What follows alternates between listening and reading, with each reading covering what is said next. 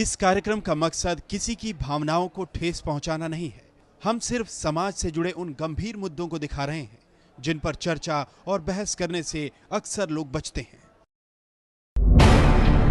पर आप पर असर क्यों नहीं होता?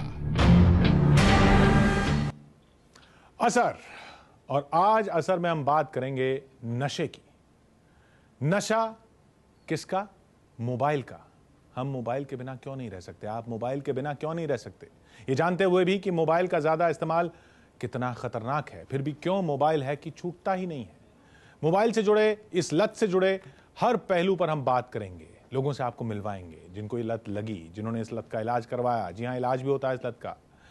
आप ये देखिए कि सरकार ने आज ही मोबाइल इस्तेमाल करने वालों के लिए गाइडलाइंस भी जारी की हैं। तो सोचिए, सरकार गाइडलाइंस क्यों जारी कर रही है?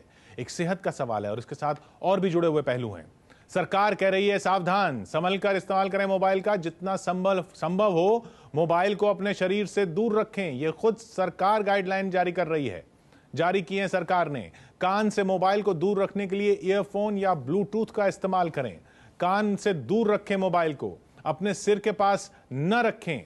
सावधान रहने की जरूरत है। मोबाइल पर ज्यादा देर बात ना करें, ज्यादा लंबी बात ना करें। संभल कर इस्तेमाल करें मोबाइल का, बच कर इस्तेमाल करें मोबाइल का। यह सरकार की गाइडलाइन है कि ज्यादा से ज्यादा मैसेज का इस्तेमाल करें, बात कम करने की कोशिश करें। अगर मैसेज से काम चलता है तो मैसेज का इस्तेमाल करें। स्पीकर फोन पे बात करें, कान पर लगा के बात ना करें। स्पीकर फोन ऑन करें और स्पीकर फोन ऑन करके बात करें। खुद सरकार कह रही है, सोचिए सरकार कह रही है जहां सिग्नल अच्छा हो वहीं बात करें। बात करते हुए चले नहीं, सिग्नल वीक होता है, मोबाइल सिग्नल को पकड़ने की कोशिश करता है। चलते हुए मोबाइल पर बात ना करें। जब मोबाइल सिग्नल पकड़ने की कोशिश करता है तो रेडिएशन ज्यादा होती है, खतरा आप पर ज्यादा होता है। यह सरकार की गाइडलाइन है। चश्मा पहने हो या सिर गीला हो तब मोबाइल से बात न करें। सिर गीला हो तो मोबाइल से बात न करें, यह सरकार कह रही है।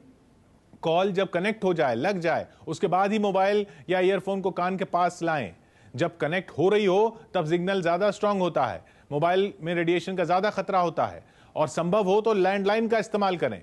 लैंडलाइन में ये रेडिएशन वाले खतरे नहीं हैं। मोबाइल को शर्ट या पैंट की जेब में न रखें। जेब में न रखें मतलब शरीर के करीब न रखें। शर्ट की जेब में न रखें, पैंट की जेब में न रखें। बच्चों से दूर रखें, रेडिएशन इसका खतरनाक है। रेडिएशन मोबाइल फोन का इतना खतरनाक है, सरकार कह रही है कि बच्चों से मोबाइल को दूर रखें। मरीजों से मोबाइल को कम से कम 6 इंच दूर रखें। मरीज के पास न ले जाएं। मरीज को पहले ही दिक्कत है और रेडिएशन से और ज्यादा दिक्कत हो सकती है। ये खुद सरकार की गाइडलाइंस कह रही हैं।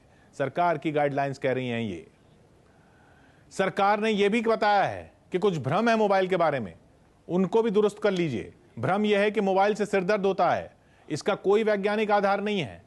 सच यह है कि इसका कोई वैज्ञानिक आधार नहीं है, यह सरकार ने साफ किया है। सरकार ने यह भी साफ किया है कि भ्रम है कि कार में बात करने से रेडिएशन से बचाव होता है, क्योंकि कार बंद होती है तो रेडिएशन कम आती है। कार में रेडिएशन का ज्यादा प्रभाव होता है उल्टा।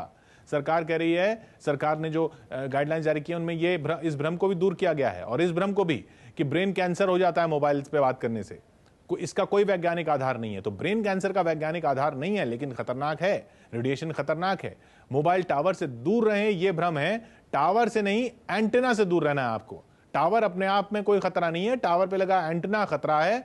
रेडिएशन के कुप्रभाव की जांच नहीं कर रहा है कोई। ये अगर आपको भ्रम है तो ये सरकार ने साफ कर दिया है कि आप ध्यान रखें। WHO, वर्ल्ड हेल्थ ऑर्गेनाइजेशन समेत कई संगठन ऐसे हैं जो जांच कर रहे हैं, और तभी तो ऐसे ऐसे नतीजे निकल रहे हैं, और तभी तो सरकार की तरफ से भी गाइडलाइंस जारी हो रही हैं।